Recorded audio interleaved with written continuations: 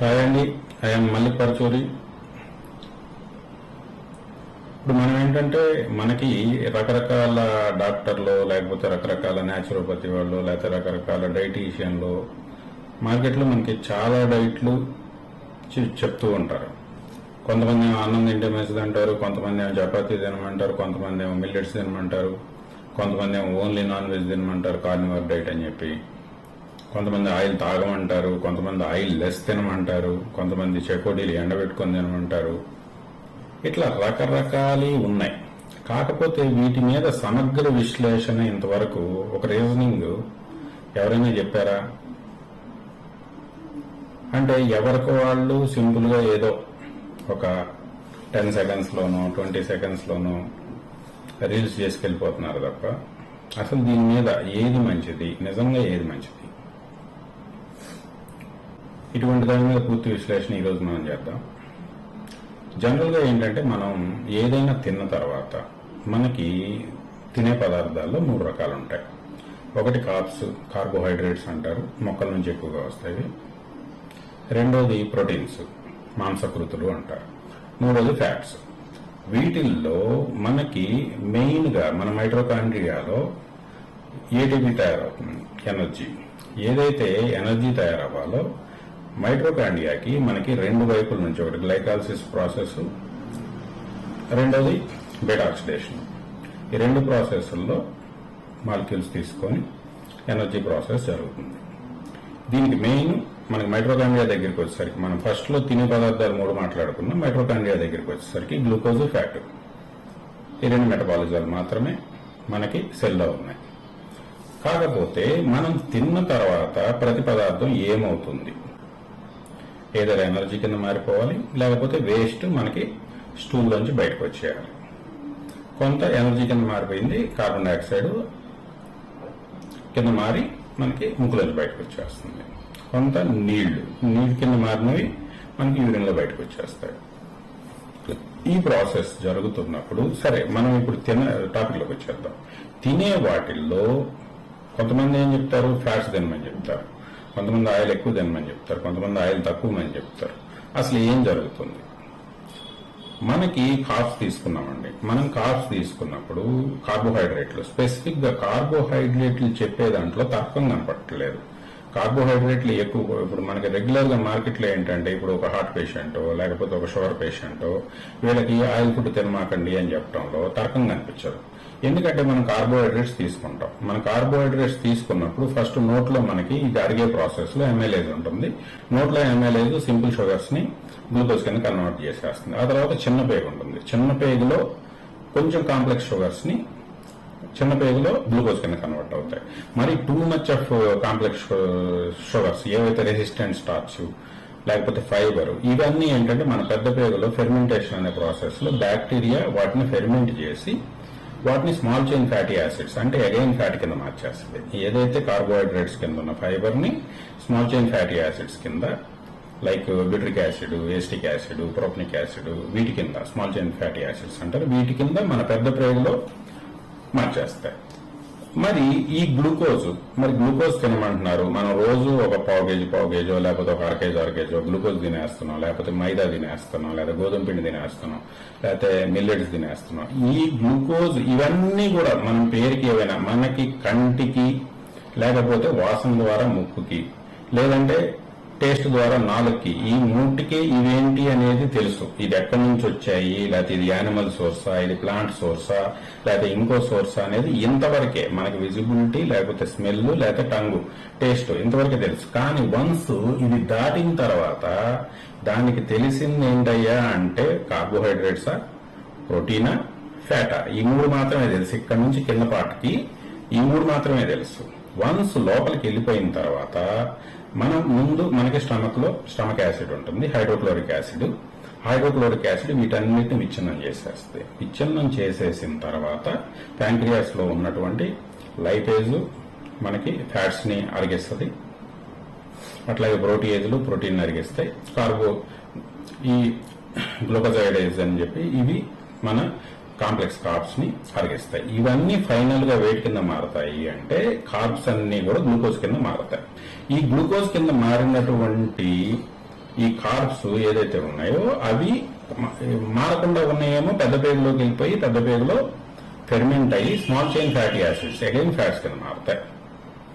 కానీ మనకి ఇప్పుడు వన్స్ అరిగిన తర్వాత వచ్చిన గ్లూకోజ్ ఏదైతే ఉందో ఆ గ్లూకోజ్ మనకి లోపల ట్రాన్స్పోర్టర్స్ ఉంటాయి, గ్లూకోజ్ ట్రాన్స్పోర్టర్స్ ఉంటాయి. గ్లూకోజ్ ట్రాన్స్పోర్టర్స్ వీటిని రక్తంలోకి ట్రాన్స్పోర్ట్ చేస్తాయి. బ్లడ్స్ అని ఉంటాయి, SGLT1, SGLT2 ఇట్లా ట్రాన్స్పోర్టర్స్ ఉంటాయి. SGLT2 మీకు మెయిన్ చిన్నవేగులో ఉంటాయి, అట్లాగే డిఫరెంట్ పొజిషన్లో ఉంటాయి. ఈ బ్లడ్స్ ద్వారా లేదా SGLT2 ద్వారా రక్తంలోకి చేరిన గ్లూకోజ్ ఏంటంటే మీకు మన రక్తంలో గ్లూకోజ్ ఓన్లీ 4 గ్రామ్స్ మాత్రమే, 4 గ్రామ్స్ మాత్రమే మన రక్తంలో సర్క్యులేట్ అవుతుంది. 4 గ్రామ్స్ మించినటువంటి గ్లూకోజ్ మొత్తం ఎప్పటికప్పుడు సెల్లో ప్రాసెస్ అయిపోతుంది. సెల్లో ప్రాసెస్ అయిన తర్వాత మనకి మరి 4 గ్రాములే బ్లడ్ లో ఉంటుంది. మరి మనం 1/2 కేజీ తింటున్నాం లేదా 1/2 కేజీ తింటున్నాం. ఈ తిన్న 1/2 కేజీ 1/2 కేజీ గ్లూకోజ్ ఏమైపోయింది అంటే మనకి ఈ లోపల మెకానిజం ఎలా పెట్టారు అంటే హోమోస్టాటిస్ అంటారు. Homeostasis once 4 grams glucose level reach అవ్వగానే ఈ మిగతా ఎక్సెస్ వచ్చిన గ్లూకోజ్ మొత్తాన్ని గ్లైకోజన్ రిజర్వ్స్ అంటారు. గ్లైకోజన్ కింద కన్వర్ట్ చేసేస్తుంది మన సెల్. మజిల్ సెల్ దగ్గర మనకి 300 గ్రామ్స్ గ్లైకోజన్ రిజర్వ్స్ స్టోర్ చేసుకోవచ్చు. 100 గ్రామ్స్ మనకి లివర్ హెపటోసెల్స్ దగ్గర స్టోర్ చేసుకోవచ్చు.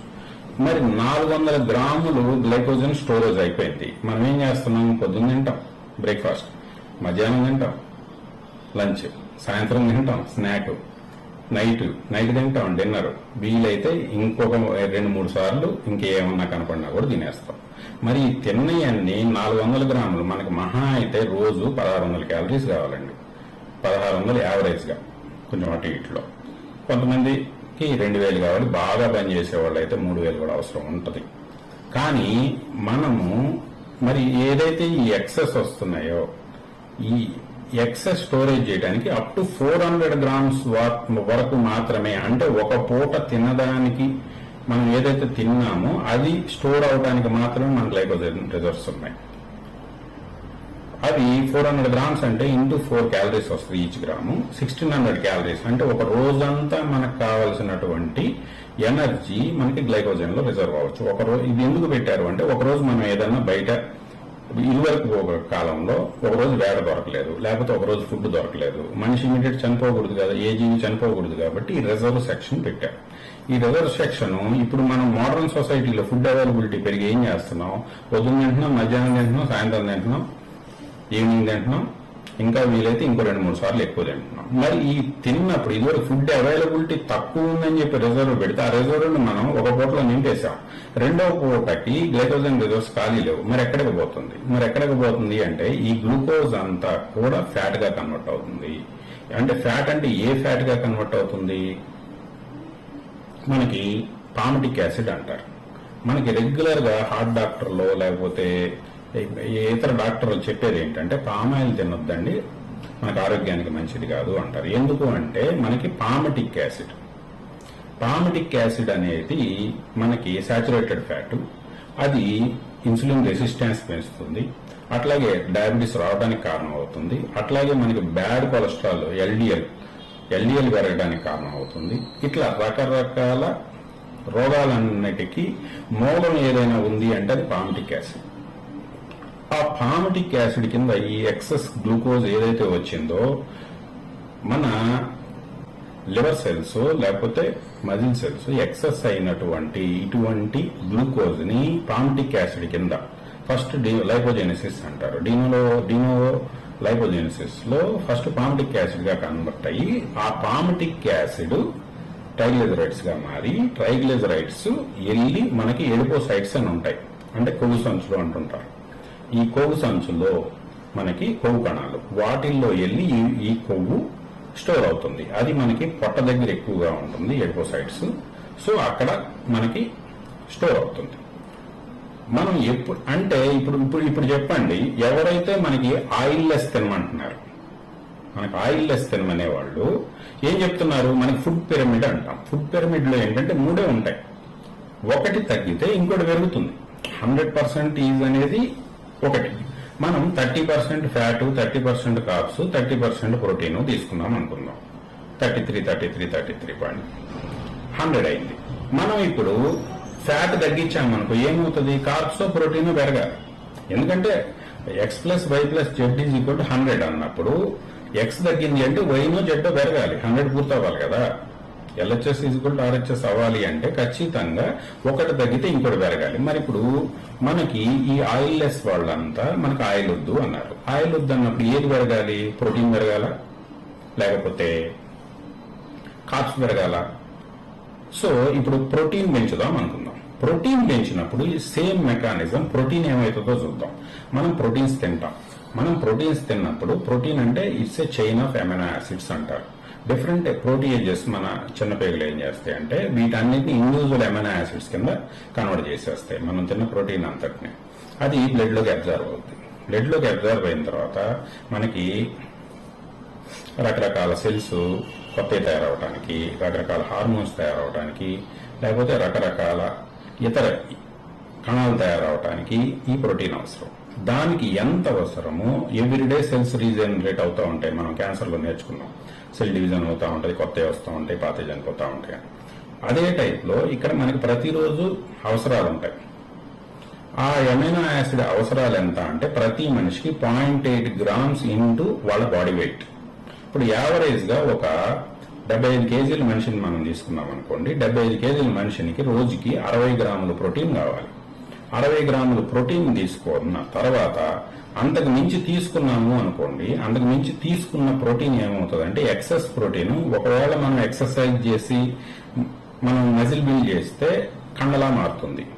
లేదంటే ఈ ఎక్సెస్ అమైనో యాసిడ్స్ ని ఎక్కువ ఇంత లెవెల్ దాటి హోమోస్టాటిస్ అంటారు. ఆ హోమోస్టాటిస్ ప్రకారం అంత లెవెల్ దాటిన తర్వాత వాటిని మన సెల్స్ ఏం చేస్తాయి అంటే గ్లూకోనియోజెన్సిస్ అనే ప్రాసెస్ ఉంటుంది. ఆ గ్లూకోనియోజెన్సిస్ ప్రాసెస్ లో ఈ ఏవైతే ఈ గ్లూకోజెనిక్ అమైనో యాసిడ్స్ ఉన్నాయో వీటన్నిటిని మళ్ళీ గ్లూకోజ్ గా మార్చేస్తుంది.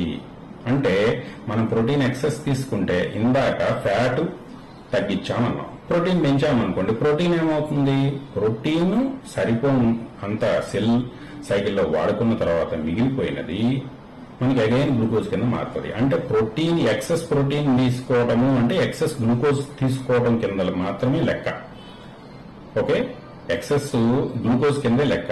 సో ఎక్సెస్ ప్రోటీన్ 60 grams మించిన protein equivalent to excess glucose అనే మనం అనుకోవాలి. ఓకే, సో 60 grams ప్రోటీన్ మించకూడదు. సో 60 grams అనేది వాళ్ళ బాడీ వెయిట్ ని బట్టి 0.8 ఇంటూ వాళ్ళ బాడీ వెయిట్ వేసుకోండి. ఇక్కడ 75 యావరేజ్ ఉంటారు కాబట్టి 75 చెప్తున్నాను. 60 grams అనుకుందాం. 60 grams ప్రోటీన్ అనగానే కొంతమందికి కొన్ని అపోహలు ఉంటాయి. 60 grams నేను చికెన్ తినేసానండి, 60 grams నేను మటన్ తినేసానండి, నాకు ఇవాళ కావాల్సిన ప్రోటీన్ వచ్చేసిందండి. ఇది కూడా అపోహేనండి, తప్పు. 60 grams మీట్ లో మీకు 30% మాత్రమే ప్రోటీన్ ఉంటుంది. మిగతా ఇంకో 30% ఫ్యాట్ ఉంటుంది, ఇంకో 30% వాటర్ ఉంటుంది. సో మీరు 60 grams ప్రోటీన్ మీట్ అవ్వాలి అంటే మీరు 200 grams, ఆల్మోస్ట్ 200 grams అప్రాక్సిమేట్ గా మీటో లేకపోతే అదర్ ప్రోటీన్ ఫుడ్ తీసుకోవాల్సి వస్తాయి. కొంతమంది చెప్తా ఉంటారు పప్పు తినేస్తే మీకు దానికంటే ఎక్కువ వచ్చేస్తే దీనికంటే. ఏమండి, ఏ పప్పు దినుసుల్లో అయినా 10% మించి యావరేజ్ గా మీకు ఓల్డ్ వెయిట్ లో మీకు ఇక్కడ స్టాండర్డ్స్ మార్చేసి ఎక్కడెక్కడో స్టాండర్డ్స్ తీసుకొచ్చేసి చూపించేసి ఇదిగో దాంట్లో అంత ఉంది, మటన్ కంటే ఎక్కువ ఉంది, చికెన్ కంటే ఎక్కువ ఉంది, ఇవన్నీ మాటలు కరెక్ట్ అయినవి కాదు. అక్కడ వాటర్ కంటెంట్ లేకపోతే ఇతర కంటెంట్లను కూడా కరెక్ట్ గా అనాలిసిస్ చేస్తే తెలుస్తాయి. 10% దాటదు ప్రోటీన్. అంటే మీరు 60 grams రావాలి అంటే పప్పు ధాన్యాలు మీరు 1 kg తినాలి మనిషి. మనం ఇంత గ్లాసులు పప్పుచారు చేసుకుంటే ఇంటిల్లపాది తింటాం. సో మీకు పప్పుల నుంచో వీటి నుంచో లేకపోతే కాజు నుంచో నట్స్ నుంచో అవి తినేయండి, మీకు ప్రోటీన్ వచ్చేస్తుంది. వెజిటేరియన్ లో మీకు డైలీ తీసుకోవాల్సిన ప్రోటీన్ లిమిట్ మీట్ అవ్వడం చాలా చాలా కష్టం. నాన్ వెజిటేరియన్ లో మేబీ అవుతారు, డైలీ ఒక పావు కేజీ మీట్ తినేవాళ్ళు ప్రోటీన్ రిక్వైర్మెంట్ మీట్ అవుతారు. అంతకు మంచి 1/2 kgని మించి గాని మీరు తీసుకున్నారు అంటే అది అగైన్ గ్లూకోజ్ కిందే మారుతుంది. రెండోది, నెక్స్ట్ ఈ గ్లూకోజ్ కింద మారే ప్రక్రియలో ఇవి ఇప్పుడు అమైనో యాసిడ్ కి గ్లూకోజ్ కి డిఫరెన్స్ ఏంటి అంటే, మీకు కార్బోహైడ్రేట్ కి అమైనో యాసిడ్ కి డిఫరెన్స్ NH2 అంటే అమైన్ రింగ్ ఎక్స్ట్రా ఉంటుంది.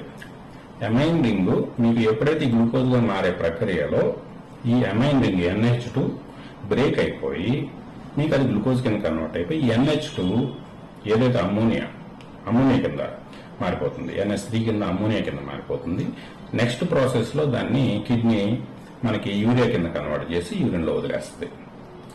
ఈ కన్వర్షన్ లో కిడ్నీ మీద లోడ్ పడుతుంది, లివర్ మీద లోడ్ పడుతుంది. ఎక్సెస్ ప్రోటీన్ తీసుకుంటే వీటి మీద లోడ్లు పడి అనవసరంగా ఇవి ఇబ్బంది పడతాయి. కాబట్టి two much of non veg కూడా కరెక్ట్ కాదు. ఎంత కరెక్ట్? రోజుకు 1/2 kg తీసుకోవచ్చు. మరి ఏమంటే మేము వారానికి ఒకసారి 2 సార్లు తీసుకుంటాం, అటువంటి వాళ్ళు 1/2 kg అయినా తీసుకోవచ్చు. ఎందుకంటే వారం మీద 7 kg తినాలి అతని యాక్చువల్ రిక్వైర్మెంట్. సో ఆ క్యాలిక్యులేషన్ బట్టి డైలీ రిక్వైర్మెంట్ ఇవాళ తక్కువ తింటే రేపు ఎక్కువ తిని ఇట్లా కాంపెన్సేట్ చేసుకుని ఓవరాల్ గా ప్రోటీన్ రిక్వైర్మెంట్ ఒక ఫిక్స్డ్ గా ప్రోటీన్ కూడా మనం కాన్స్టాంట్ చేసుకోవాలి. 60 grams per డే ప్రోటీన్ అనేది కాన్స్టాంట్ చేసుకోవాలి. ఇంకా మరి మనకి ఫుడ్ పిరమిడ్ 3లో ప్రోటీన్ కాన్స్టాంట్ చేసుకున్నాం. ఇంకా 2 మిగిలిన ఏంటి? Glucose, fat. మరి ఆయిల్ లెస్ వాళ్ళు ఆయిల్ తక్కువ తినండి అని చెప్తున్నారు. మరి ఆయిల్ తక్కువ తింటే ఏమవుతుంది? నెక్స్ట్ ఉన్న ఎక్స్ లో జెడ్ కాన్స్టాంట్ చేస్తాం, ఎక్స్ వై ఉన్నాయి, వైని తగ్గించేసాం. వైని తగ్గించేసి 100 ఈక్వల్ చేయాలంటే ఏమవుతుంది? ఎక్స్ పెంచాలి. ఎక్స్ అంటే కార్బ్స్ పెంచాలి. కార్బ్స్ పెంచినప్పుడు దీస్ ఎక్సెస్ కార్బ్స్, ఈ కార్బ్స్ ఓన్లీ కార్బ్స్ తింటున్నారు డైలీ. ఆ కార్బ్స్ ఏమైపోతున్నాయి? 4 గ్రాముల దాటిన తర్వాత గ్లైకోజన్ కింద అవుతుంది. గ్లైకోజన్ రిజర్వ్స్ నిండిపోయిన తర్వాత దేని కింద మారుతుంది? మళ్ళీ ఫ్యాట్ కింద మారుతుంది. మీరు వైన్ మార్చామనుకుంటున్నారు, ఇండైరెక్ట్లీ వై మారట్లా. వై మళ్ళీ యాజ్ ఇట్ ఈస్ గా అదే పొజిషన్కి వచ్చేసింది. ఎందువల్ల? Excess protein converted into glucose, excess glucose converts into fat. మనకి ఎందుకంటే మన శరీరంలో గ్లూకోజ్ స్టోరేజ్ చేయడానికి మనకి ఎక్కడా కూడా స్కోప్ లేదు. ఓన్లీ 4 grams మన శరీరంలో గ్లూకోజ్ ఉండాలి, అంతకుమించి మనం స్టోర్ చేయలేము. రక్తంలో 4 grams తిరుగుతూ ఉంటది. 4 grams దాటంగానే గ్లైకోజన్ కింద కన్వర్ట్ అవుతుంది. 400 గ్రాములే లిమిట్, అది కూడా 400 దాటంగానే అది కూడా ఫ్యాట్ కింద మారుతుంది.